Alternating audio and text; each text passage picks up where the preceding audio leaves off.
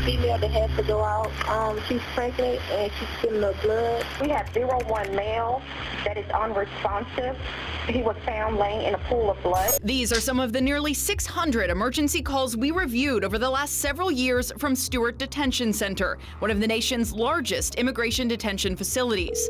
911 was your emergency. The number of 911 calls from Stewart has steadily increased year over year, from 68 calls in 2022 to 187 last year. We have a guy that hung himself in the cell. The rise in calls coincides with a detainee population that's also increased, from about 1,100 in 2022 to more than 2,000 today.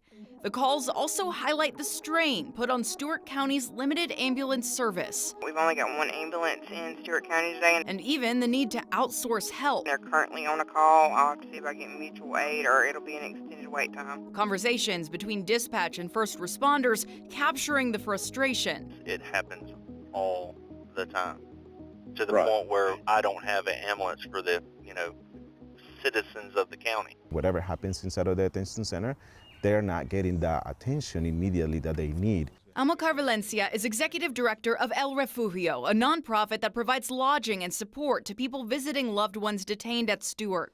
He believes the calls reflect inadequate medical care inside the facility. People say, I basically has to be dying in order to receive medical attention in this facility. CoreCivic, the private company that operates Stewart under contract with ICE, disputes that. The company says medical staff are present around the clock, adding detainees are seen by medical staff within 24 hours of receiving a sick call request and within 4 minutes for emergencies. The medical was atrocious. Godfrey Wade is a U.S. Army veteran who spent nearly 6 months at Stewart before being deported to Jamaica.